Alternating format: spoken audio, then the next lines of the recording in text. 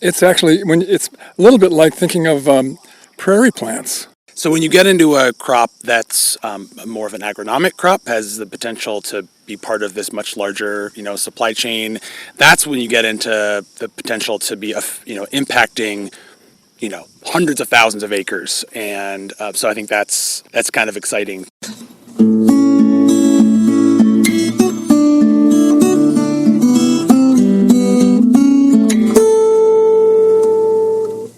Welcome to the 365th installment of Ear to the Ground, the Land Stewardship Project's podcast on family farming, regenerative agriculture, community food systems, and local democracy. I'm Brian DeVore, editor of the Land Stewardship Letter. For several years, Saugan Valley Farm raised organic vegetables near the southeastern Minnesota community of Cannon Falls. The operation grew annual crops on a few acres, utilizing diverse rotations and cover cropping. Such a system built the kind of soil health that was resilient and help prevent runoff from entering the Cannon River watershed. Such stewardship is important to the farm's owners, Karen and Dana Jokala. After 8 years of primarily focusing on organic vegetable production, Karen and Dana have switched to growing vegetable and herb garden starts, as well as native prairie plants for use in restoration projects and home pollinator gardens. They also now raise hay and lambs and provide land access for other farmers. This transition out of intensive vegetable production opened up some options for the farmers as far as ways to use their land in a way that builds soil health and improves water quality. So, in the fall of 2022, they planted a crop called Kernza on 14 acres. Kernza is a form of intermediate wheatgrass, which is genetically related to common wheat. Kernza is actually considered the world's first commercially viable perennial grain. Farmers in the region have found that thus far, they can grow it for grain and forage for roughly 3 years without replanting it. Over the years, the University of Minnesota has been working with Kernza germplasm to develop lines that will do well in the climate and soil conditions found in the upper Midwest. This research on Kernza is being coordinated by the Forever Green Initiative, a U of M program that's working to develop a variety of crops that can provide an alternative to annual plantings of corn and soybeans. Besides Kernza, Forever Green is working with pennycress and winter camelina, among other crops. The idea is to create a stable of continuous living cover crops that cover the land year-round, generating economic benefits while protecting water and building soil health. The Jokalas are among a group of around 17 growers who are raising a total of over 650 acres of the experimental crop in Minnesota. Obviously, Kernza and the other Forever Green crops are nowhere close to competing with corn and soybeans when it comes to dominance of the landscape. But they're a start. Dana's father, Bill, was particularly interested in growing Kernza because its perennial nature and deep root system help improve water quality, something that's particularly important in a part of southeastern Minnesota plagued by nitrate contamination and erosion. Bill's family moved to the land Saugan Valley Farm is on when he was 15. During a 30-year career as a soil scientist, he worked extensively on ways to make farming more water-friendly.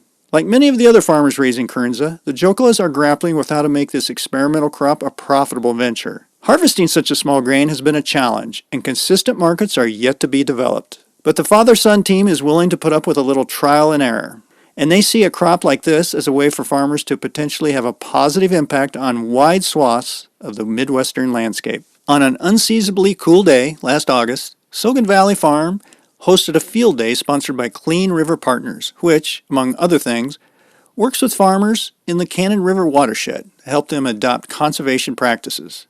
During the field day, Bill and Dana provided a tour of their Kernza stand, which was just a few days away from being harvested.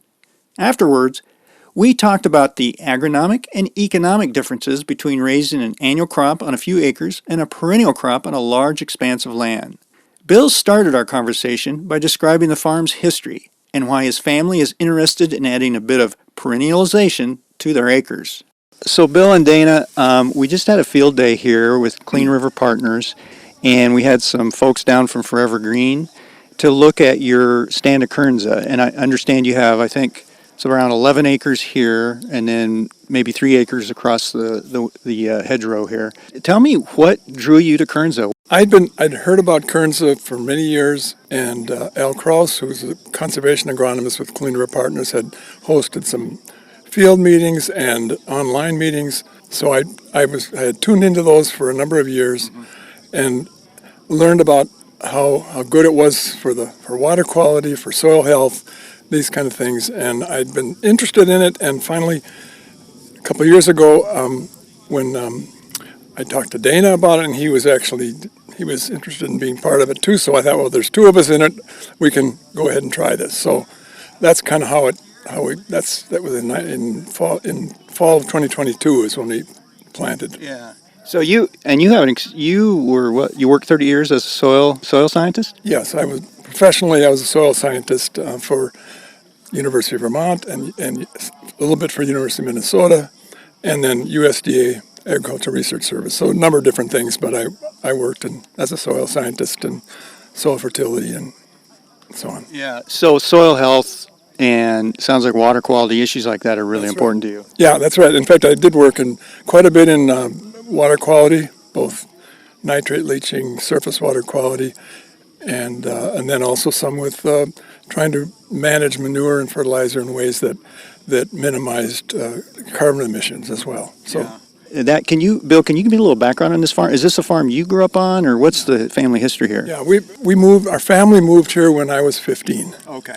So there's that. That's the history. Yeah.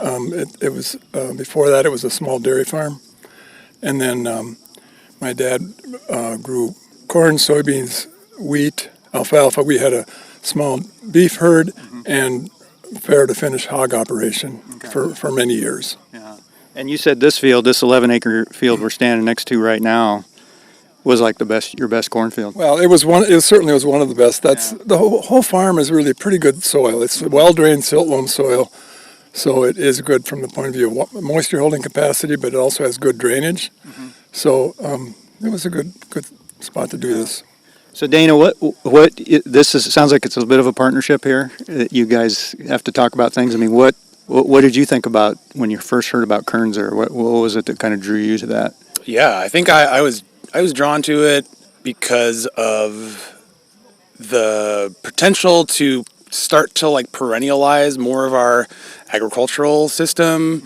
I think many of us who identify in the sustainable agriculture sphere have some critiques of a large scale kind of 2-crop system, annual crops that are planted every year, and so Kernza seemed like one of the first, aside from hay, one of the first kind of options that you could start to see a place to displace some of the corn and soybean acres, and deep root system and reduced nitrate leaching, organic matter production, all great things. I think in the early years I was interested, I was intrigued by it, but I was just kind of totally engulfed in my own world of vegetable farming, which is what I did for about 8 years. And so the first several years that my dad was getting interested in Kernza and tuning into these meetings,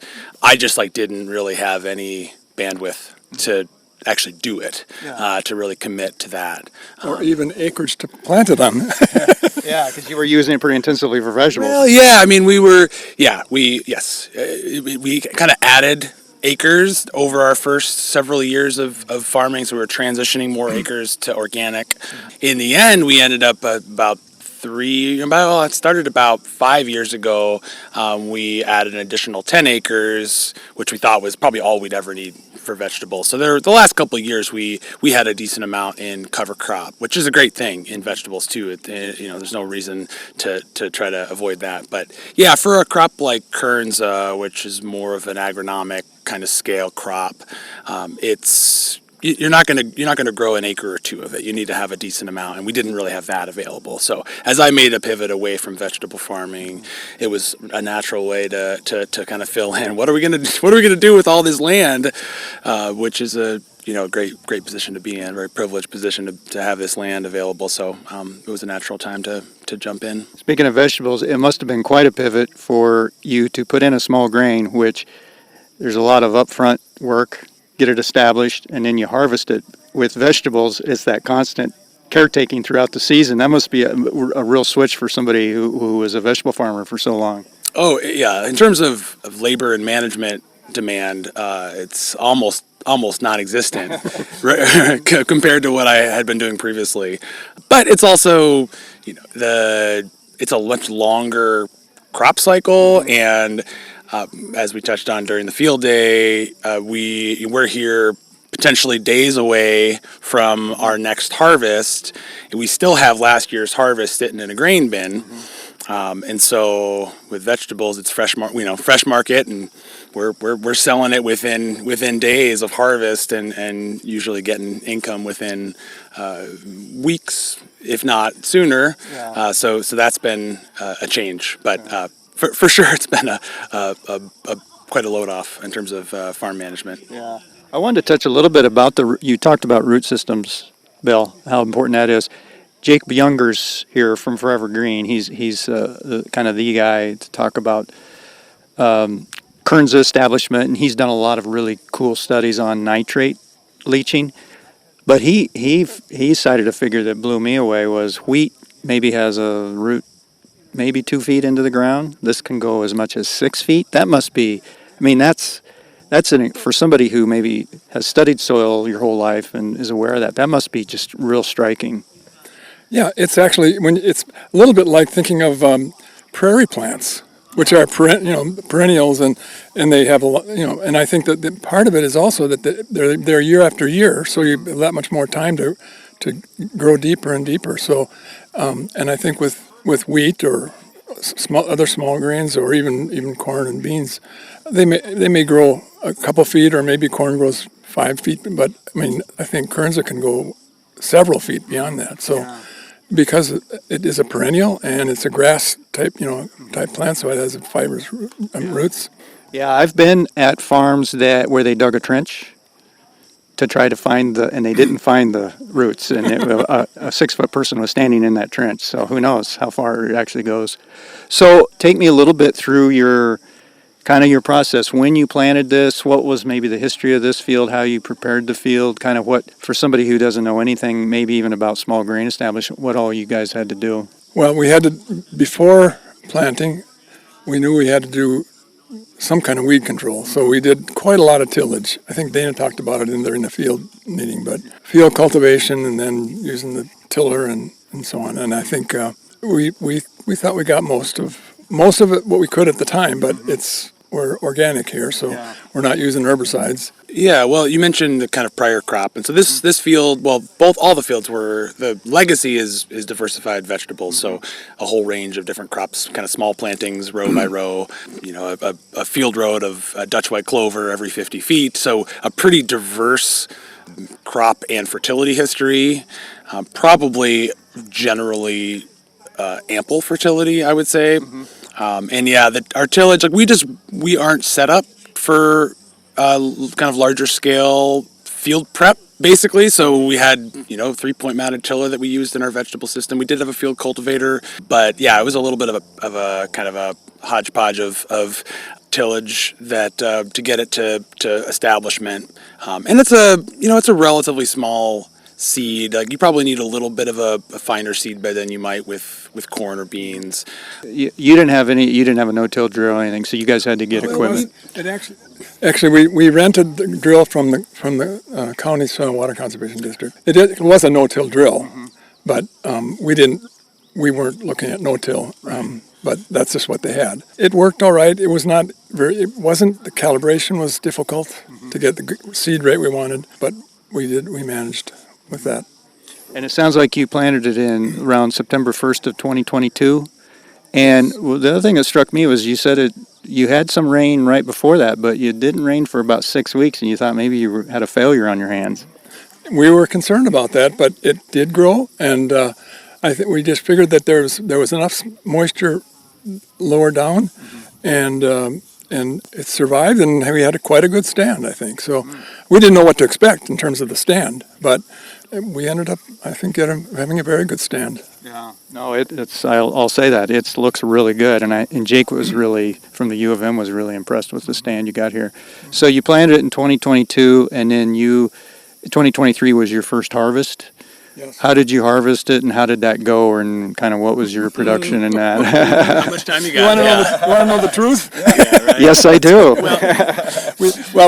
We had because we don't have equipment for either swathing or combining. Yeah. And actually, they recommend with Kernza to swath it as opposed to direct cutting. I mean, some people have direct cut, but because it matures over the head matures over time, the top to the bottom. But we hired somebody to do the swathing, and then we had a hard time finding somebody to combine because they not many people have pickup head for picking up the swathed windrows.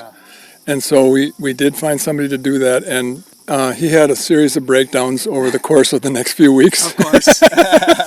and eventually we ended up finding someone else to finish it up with somebody with an old pull type combine, and it was about four weeks, I believe, from the time we swathed it to the time we finished combining. Wow. And we were just very fortunate that we had almost no rain. Not everybody was happy about that dry spell, but we had one light rain, I think, in that time frame. So. And how was the production, or what did you end up getting for production then in the end? I think it was a pretty decent production. Mm-hmm. Yields aren't that high in Kernza. Yeah, so you were able to harvest it, and then today we're at August 6th. So, and Jake says it looks like you're ready to maybe harvest here in a few days. Even though there's a fair amount of green, but this is different than wheat or something like that. It doesn't dry down completely. So sounds like you're gonna swath it again and try that. Yes. So one thing I wanted to ask you about was, you still have your last year's crop in the bin. And so marketing's a big issue. And that's something I'm going to be talking to other folks at Forever Green about for other podcasts. But that's going to be a big one for you guys. Is this going to work out economically? Because right now it's not. It sounds like it's a loss. You're learning a lot, but there's only so many years you can go in that learning mode. So is that something you think a lot about, is what is the market, what you can do? Yeah, it certainly is. I mean, we're not raising Kernza. Our livelihood doesn't depend on it exactly, but we like to not lose money on it. And we are members of, there's a grower co-op that is essentially marketing the Kernza. It's called the Perennial Promise Grower Co-op. Okay. It's been going for about 2 years, and so we're members of that. So that they're the ones that are handling the marketing. Okay. So we've heard from them now and then, but so far we haven't gotten any final word on getting rid of what's in selling what's in the bin. We would love to have that sold before we get the other one ready, but it doesn't look like it at this point, because it could be we could have something harvested here in a week even, possibly. Right. Yeah. Dana, you had mentioned in your presentation that part of the reason you got interested in this is you kind of wanted to be part of a movement. Can you talk a little bit more about that? I mean, it sounds like it's something that you're this is kind of maybe something you really see as, who knows what you'll learn from this, and maybe it won't be Kernza, but this is part of a movement made to perennialize a farm, get more perennials established, and do it and connect that to a clean environment, that kind of thing. That sounds like that's really important to you. Yeah, I would say perennialize and diversify would be both important things.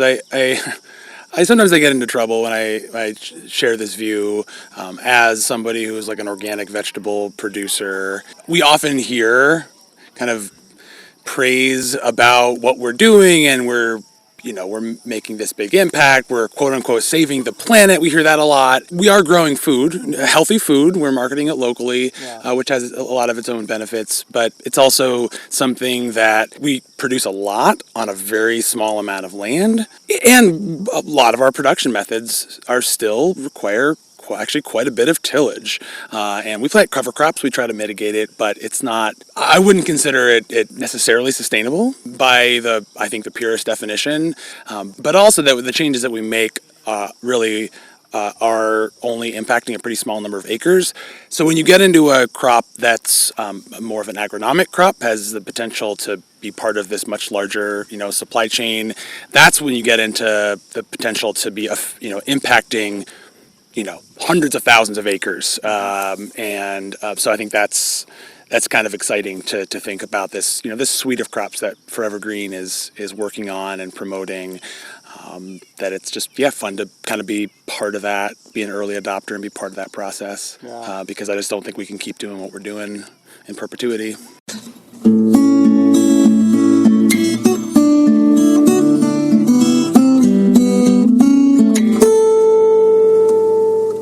Upcoming Ear to the Ground podcast will feature conversations on utilizing kernza as livestock forage and what Forever Green is doing to address some of the marketing challenges related to the crop. For more on diversifying agriculture with small grains, see the podcast page for Ear to the Ground episode 365 at landstewardshipproject.org. If you have comments or suggestions about this podcast, contact Brian DeVore at bdevore at landstewardshipproject.org, or you can call 612-816-9342.